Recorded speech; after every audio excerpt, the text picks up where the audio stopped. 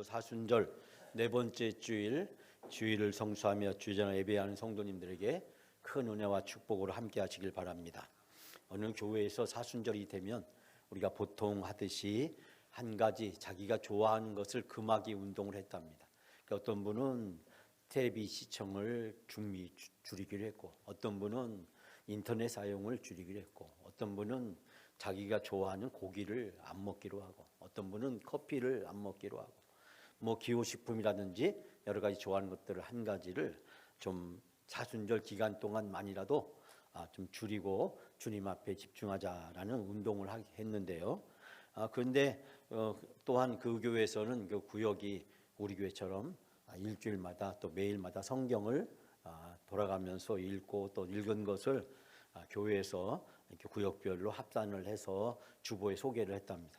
그런데 어느 집사님이 자기는 성경을 안 읽기로 했다. 그래서 왜 안 읽기로 했냐라고 이야기했더니 집사님은 고기 안 먹고, 집사님은 커피 안 마시고, 집사님은 인터넷 안 하고, 나는 이번에 사순절 기간 동안에 단 음식을 안 먹기로 했다. 그런데 단 음식하고 성경하고 무슨 상관이 있냐라고 물었더니 그 집사님 하는 말씀이 성경 말씀에 꿀송이보다 더 달다고 해서 나는 사순절 기간 동안에 성경 말씀을 안 읽기로 했다. 그런 어처구니 없는 답변을 한 집사님이 계셨답니다. 우리 교회는 하지 않는 빼기의 사순절이 아니라 더하기의 사순절을 하고 있습니다. 제가 간절히 바라고 원하기는 우리 사순절 기간 동안에는 하나님께 예배도 더 나오고, 새벽 기도도 더 나오고, 기도도 더 하고, 말씀도 더 하고, 사랑도 섬김도 더 하는 그런 복된 사순절이 다 되시기를 바랍니다. 오늘 주신 말씀은 회개에 대한 말씀입니다. 사순절 기간 동안에 무엇보다도 회개는 참으로 중요한 영적 훈련의 귀한 가르침이라는 사실을 알게 됩니다. 예수님께서 12장과 13장을 이어가면서 누가복음에 대해서 회개에 대해서 사람들에게 가르치시고 또 제자들에게 회개하는 삶을 살아갈 것을 촉구하고 계신 것을 보게 됩니다. 성경에는 신약이나 구약이나 할 것 없이 회개에 대해서 다양한 표현들이 많이 등장하는 것을 보게 됩니다. 회개란 뜻이 여러분 알다시피 지나간 일을 돌이키다, 마음을 바꾸다, 잘못을 빌다, 또 하나님께로 향하다라는 뜻을 가지고 있습니다. 회개라는 것이 자신의 잘못을 깨닫고 심령의 변화를 일으켜서 하나님께 용서를 비는 것이라고 종합적으로 정의를 내릴 수가 있습니다. 그렇기 때문에 회개에서 무엇보다 중요한 것은 우리의 태도를 하나님을 향해서 변화하는 모습을 보이는 것을 이야기할 수가 있습니다. 세례 요한도 회개하라 라고 말씀을 전했고, 예수님도 회개하라고 말씀을 전했고, 구약의 많은 선지자들도 회개의 메시지를 선포했던 것을 발견하게 됩니다. 사랑하는 여러분, 오늘 주님께서는 우리 사순절을 보내는 우리들에게 회개가 주는 영적 축복에 대해서 말씀하고 있습니다. 저는 오늘 세 가지로 여러분과 은혜를 함께 나누기로 합니다. 첫 번째, 모든 불행은 회개의 기회를 줍니다. 모든 불행은 회개의 기회를 준다라는 것입니다. 자, 1절 말씀 우리가 다 같이 함께 봉독합니다. 그때 마침 두어 사람이 와서 빌라도가 어떤 갈릴 사람들의 피를 그들의 제물에 섞은 이를 예수께 아뢰니. 아멘. 우리가 이 말에 자세한 설명이 없어서 이 말씀만 가지고 이 말씀이 무엇을 의미하는지 이해하기가 쉽지는 않습니다. 이 말을 쉽게 번역해 보면 빌라도가 갈릴리 사람들을 학살해서, 이 빌라도가 갈릴리 사람들을 학살했다는 것입니다. 즉 로마의 총독이었던 그 빌라도가 갈릴리 사람들을 학살해서 그들이 바치려던 희생제물과 뒤섞이게 됐다. 이 말이 무슨 뜻이냐면 갈릴리인들이 성전에서 빌라도에 의해서 학살을 당했다라고 하는 그런 이야기를 지금 예수님에게 전해주고 있는 것을 발견하게 됩니다. 당시 역사를 자세하게 기록해놨던 역사가 요세푸스라는 사람의 기록에 의하면 어떤 유월절에 제사를 드릴 때 무려 3,000명이나 되는 유대인들이 제단에 바쳐져서 짐승처럼 학살당하는 일이 있었다. 여러분 100명, 20명도 아니고 몇 명도 아니고 이 무려 3,000명이나 되는 유대인들이 학살되는 일이 있었다. 또 다른 유월절에는 무려 2만 명이나 되는 유대인들이 학살을 당했다라고 하는 기록이 있습니다. 이 고대의 기록의 진위 여부를 자세히 확인할 수 없지만, 그러나 이 고대 사회에 대한 기록이 거의 이 요세푸스의 기록에 의해서 이 팔레스타인 지방의 사정을 엿볼 수 있게 됩니다. 당시 총독과 그리고 그 총독에 의해서 식민 통치를 당하던 유대인들 사이에 때때로 갈등이 일어났고, 그 갈등이 성전에서 유대인들을 학살하는 일이 종종 벌어졌다는 사실을 우리는 발견하게 됩니다. 여러분, 바로 이와 같은 일을 때문에 예수님께서 하시는 말씀이, 이 갈릴리 사람들이 이렇게 성전에서 죽게 된 것이 다른 사람들보다 죄가 더 많아서 그런 것이냐라는 질문을 예수님께서는 하시면서 말씀하시기를, 너희도 회개하지 않으면 다 이와 같이 망하게 된다라고 이야기를 하고 계십니다. 즉 갈릴리 사람들이 이런 변고를 당해서 이 갈릴리 사람들보다 너희들이 더 죄가 없다고 생각하느냐. 우리가 종종 다른 사람이 어떤 어려움에 처했을 때, 어떤 재난에 처했을 때, 야, 저 사람은 뭔가 죄를 지어서 저런 어려움에 당하는가 보지. 한때 우리나라에 서해안의 어떤 섬에 주일날 사람들이 배를 타고 가다가 그 배가 침몰해서 많은 사람이 죽은 사건이 있었습니다. 그때 일부 목사님들께서 설교하시면서 주일날 예배도 안 드리고 그 섬에 낚시하러 놀러 갔다. 그래서 하나님께 벌 받았다라는 이야기를 했다가 사회와 언론으로부터 상당히 비난을 많이 받은 적이 있었습니다. 우리가 보통 다른 사람이 어떤 어려움에 처하게 되면, 재난이나 환난이나 고난에 처하게 되면 우리가 생각하기를 저 사람이 뭔가 죄를 지어서 벌을 받는가 보다. 욥이 그의 고난을 당했을 때 욥의 친구들이 와서 마치 우리가 흔히 하는 말로 아니 된 굴뚝에 연기 날 수가 있겠느냐, 욥이 뭔가 죄를 지었기 때문에 하나님께 벌을 받는 거지, 죄를 짓지 않았는데 왜 욥이 이런 고난을 당하느냐라고 변론하는 것을 발견하게 됩니다. 우리의 마음속에 다른 사람이 어려움에 처했을 때, 고난과 환난에 처했을 때 우리가 종종 우리가 생각하기를 저 사람이 뭔가 죄를 지어서 저런 어려움을 당하겠지, 저런 고난을 겪고 있는 거겠지, 저런 환난과 아픔을 겪는 거겠지라고 우리가 생각하기가 쉽습니다. 예수님의 말씀은 그러는 너는 죄가 없느냐라는 말씀입니다.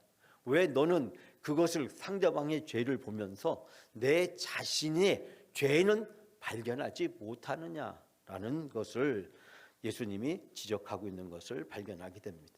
유대인들의 고정관념 속에는 어떤 생각을 가지고 있냐면, 사람의 재난이나 분행이 죄의 결과라고 생각을 했습니다. 이 고대 사람들의 대부분의 사고방식이 바로 여기에서 크게 벗어나지 못했습니다. 욥도, 요나도 그가 어려움에 처했을 때 이 폭풍을 만난 것이 나의 연고다, 나 때문에 이런 일이 생겼다라고 생각했습니다. 빌라도에서 죽임당한 사람들, 그 사람들을 보면서 이야기하는 당시 유대인들과 제자들에게, 그러는 너는 상대적으로 그들과 죄가 없어서 너희들은 이런 재난을 안 당한다고 생각하느냐라는 것을 통렬하게 지적하고 있는 것을 발견하게 됩니다. 아직 불의의 재난을 당하지 않은 사람들도 안심할 수 없으며 동일한 불행을 당하지 않기 위해서 우리는 영적으로 늘 깨어 있어야 된다는 사실을 예수님은 통렬하게 지적하고 있습니다. 여기서 지적하는 회개라고 하는 말의 뜻은 지난날에 자기 자신의 잘못한 것을 돌아보고 뉘우치고 또 그곳에서 머물지 않고 더 나아가서 그 잘못된 삶의 태도를 완전히 바꾸는 것을 이야기합니다. 우리가 보통 후회라고 했을 때 그 후회라고 하는 것은 과거로부터 지금 시점까지, 즉 내가 그러지 말아야 되는데 라고 뉘우치는 것을 후회라고 한다면, 회개는 그 뉘우침을 넘어서서 내가 다시는 그와 같은 행동을 하지 않겠다고 하는 새로운 변화와 결단을 요구하는 것입니다. 우리는 어떤 일에 있어서 후회하는 경우가 참 많습니다.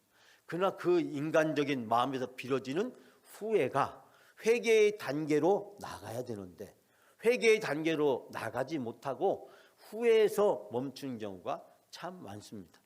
잘못된 일에서 가슴 아파하고 뉘우치기는 하지만 여전히 그와 같은 일이 우리에게 되풀이되고 반복되고 있다 한다면 나의 영성은 회개의 단계로 나가지 못하고 후에 인간적인 마음의 단계에서 머물러 있는 것을 우리는 발견하게 됩니다. 사랑하는 여러분, 오늘 예수님께서는 바로 이 제자들에게 예루살렘에 있었던 구체적인 사건들을 언급하시면서 그 사건들을 통해서 우리가 가져야 될 올바른 영적인 태도가 무엇인지를 말씀하고 있습니다. 뿐만 아니라 또 4절 말씀에도 보면 실로암 망대에 대해서도 이야기하고 있는데 이 실로암 망대가 무너져서 사람들이 죽는 일이 생겼습니다.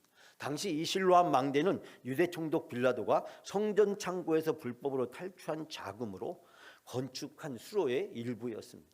그러니까 이 정당하지 않은 돈을 가지고 그가 공사를 벌리게 되었는데 이때 그 불의한 싹을 받고 그 일에 동원되었던 사람들이 그 사고로 인해서 죽음을 당하게 되었습니다. 어떤 사람들은 또 일반적으로 많은 사람들이 불행을 겪게 되면 그것이 죄의 결과라고 생각을 하지만 그러나 우리가 다른 사람의 불행을 보았을 때 우리가 취해야 될 올바른 영적 태도에 대해서 예수님은 적어도 두 가지를 우리에게 가르쳐 줍니다. 첫 번째는 우리가 죄인이라는 사실을 잊어서는 안 됩니다. 우리가 다른 사람과 똑같은 죄인이라는 사실을, 상대방의 그 불행과 아픔과 재난을 보면서 그 사람들의 죄만 바라다 보면서 그치는 것이 아니라 나의 죄를 발견해야 된다는 사실입니다. 나도 저 사람들과 똑같은 죄인이고 나도 저 사람들과 똑같이 이런 불행한 일을 당할 수 있다는 사실을 결코 잊어서는 안 된다고 하는 사실입니다.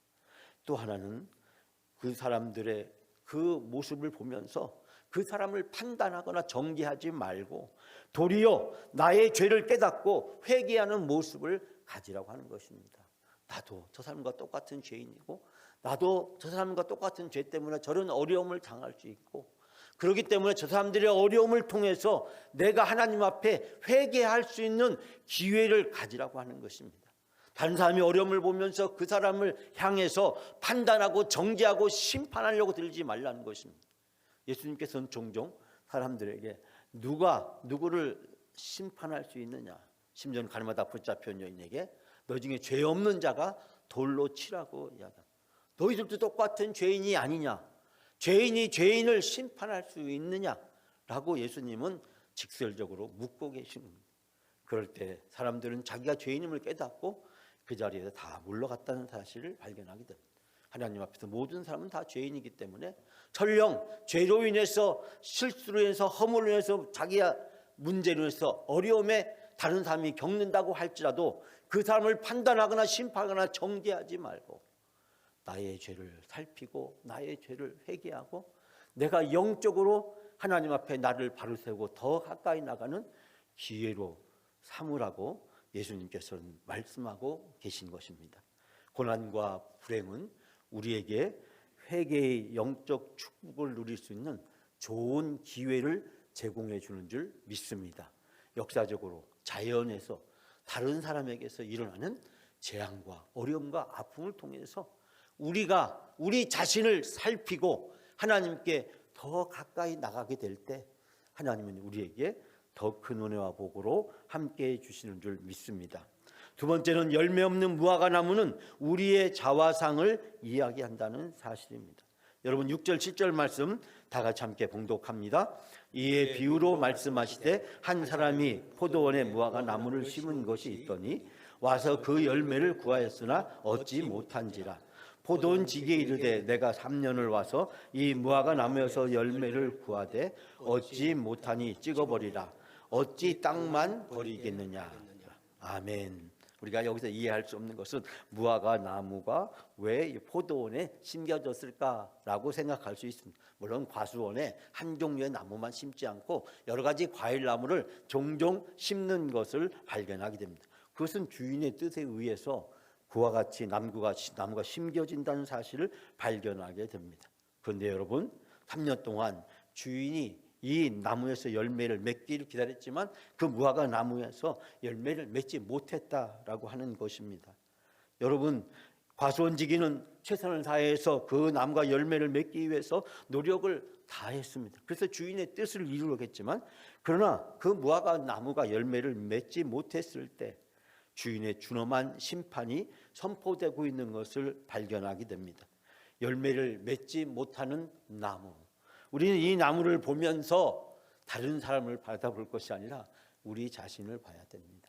내가 바로 이 무화과 나무구나. 열매를 맺지 못하는 무화과 나무가 나의 자화상이구나. 나의 부족함, 나의 죄인됨. 내가 하나님 앞에 은혜를 받았음에도 불구하고, 하나님이 나에게 복을 주셨음에도 불구하고, 하나님이 나에게 직분과 사명을 주셨음에도 불구하고 내가 그것을 온전히 감당하지 못하는 우리 자신의 자화상을 발견하고 하나님 앞에 더 가까이 나가고 우리 자신을 바로 세울 수 있는 기회가 되시기를 바랍니다. 사랑하는 여러분, 사순절은 나를 바로 세우는 기간이라고 이야기했습니다. 사순절에 우리가 기도하면서 말씀을 묵상하면서 우리가 나가야 될 가장 중요한 것은 하나님 말씀과 기도를 통해서 나를 바로 세우는 것입니다. 하나님이 원하시는 사람, 하나님이 기뻐하시는 사람, 하나님께서 원하시는 열매를 맺을 수 있는 그런 나무로 내가 다시 세워지고 사용되어지고 쓰임 받는 것, 여러분, 그것이 우리에게 영적 유익이고 축복인 줄 믿습니다. 설령 우리 주변에 나무 열매를 맺지 못하는 나무들이 있다고 할지라도 그 나무들을 바라보면서 내가 하나님 앞에 하나님이 나를 통해서 원하시고 기뻐하시는 열매를 맺기 위해서 더 영적으로 힘쓰고 정진해야 된다는 사실을 발견할 수 있게 됩니다. 사랑하는 여러분, 열매를 맺지 못하는 무화과 나무, 우리 자신들의 부족하고 연약한 우리 자신, 내 자신의 자화상임을 우리는 고백하지 않을 수 없습니다. 사랑하는 여러분, 설령 내 주변에 열매를 맺지 못하는 무화과 나무 있다고 할지라도 그를 궁히 여기고 불쌍히 여기면서 또한 내 자신을 궁히 여기고 불쌍히 여기시면서 하나님 앞에 나를 바로 세우고 내가 하나님이 원하시는 열매를 맺는 나무가 될 수 있도록 내가 세워져 가는 귀한 사순절 기간이 되시기를 주님의 이름으로 축복합니다. 마지막 세 번째로, 하나님은 우리에게 다시 회복할 수 있는 기회를 제공해 주십니다. 자, 8절 9절 말씀 마지막으로 함께 봉독합니다. 대답하이르되 주인이여 금년에도 그대로 두소서. 내가 두릅하고 거름을 줄이니 이후에 만일 열매가 열면 좋거니와 그렇지 않으면 찍어 버리소서 하였다 하시니라. 아멘. 여러분, 여기에서 이 포도원 지기는 주인의 말에 대해서 바로 실행에 옮기지 않습니다. 그리고 주인에게 부탁합니다. 주인님, 죄송하지만 저에게 한 번 더 기회를 주십시오. 그 나무를 내가 두릅하고 거름을 주겠습니다. 어제 우리가 화분갈이를 했는데요, 화분갈이를 하는 이유는 나무의, 그 꽃나무의 생명을 연장시키기 위해서, 그래서 꽃을 피우고 잎을 피우고 열매를 맺는 그런 아름다운 모습을 보기 위해서 하지 않습니까? 농촌에서 과일 농사를 짓다 보면 1월달, 2월달 그 추운 겨울에 무엇을 하냐면 가지치기를 합니다. 그것도 전지라고 하죠. 그 나무에 맞게끔 가지치기를 합니다. 그때 가지치기 할 때 농부는 아픈 마음을 가지고 가지치기를 합니다. 어떻게 하면 이 나무가 많은 과일을, 열매를 맺을 수 있게 할 수 있을까? 때로는 과감하게 잘라내야 되고, 때로는 아쉽지만 그러나 잘라내야 되는 그런 시간들을 보냅니다. 그리고 땅을 파서 퇴비를 주고 그 과일 나무가 이제 봄이 되면 싹을 틔우고 꽃을 피우고 거기서 잎이 나고 열매를 맺어서 풍성한 수확을 얻기를 기다리고 준비하는 시간을 갖습니다. 여기서 포도원 지기는 주인에게 부탁합니다. 나에게 기회를 더 달라고 부탁합니다. 금년에도 그대로 두소서. 내가 두릅하고 거름을 주겠습니다. 주인님, 올해 한 해만 그냥 두십시오. 그동안 내가 더 둘레를 파고 거름을 주어서 그 나무를 돌보겠습니다. 그 나무가 다시 열매를 맺을 수 있는 기회를 주겠습니다. 그리고 나서 열매를 맺지 못한다면 그때 주인께서 그 나무에 대해서 판단을 하셔도 늦지 않을 거라고 이야기합니다. 사랑하는 여러분, 이 하나님의 긍휼과 자비와 은총, 이 포도원 지기의 그 마음이 예수님의 마음이고 죄인이었던 우리를 향한 마음인 줄 믿습니다. 우리가 죄인임에도 불구하고, 우리가 부족함에도 불구하고, 우리가 연약함에도 불구하고, 나약함에도 불구하고 하나님은 우리를 용서해 주시고 우리의 죄에 대해서 참으시고 인내하시고 자비와 긍휼을 베풀어 주신 줄 믿습니다. 그 자비와 긍휼에 힘입어서 여러분과 제가 오늘 이 자리에 있습니다. 그 자비와 긍휼이 없었더라면, 열매에 의해서 우리의 모든 것들을 평가했다면, 하나님의 말씀으로 율법으로 의로 공의로 우리를 평가했더라면 우리가 이 자리에 있을 사람은 아무도 없을 것입니다. 그러면 우리는 다른 사람을 정죄하거나 심판하려고 들어서는 안 돼요. 다른 사람의 불행과 아픔과 환난과 역경을 보면서 그 사람의 죄를 판단하고 정죄하는 짓을 하려고 들어서는 안 됩니다. 우리는 늘 긍휼히 여기는 마음을, 다른 사람을 향해서 자비로운 마음을 가져야 될 줄 믿습니다. 긍휼과 자비로 우리가 구원받았고 하나님의 자녀가 되었고 천국에서 영원히 사는 영생 복락의 은혜와 축복을 누리게 되었고 이 땅에서 천국을 날마다 맛보면서 우리 영광교회에서 매 주마다 나와서 천국 잔치에 참여할 수 있는 귀한 은혜와 축복을 받은 줄 믿습니다.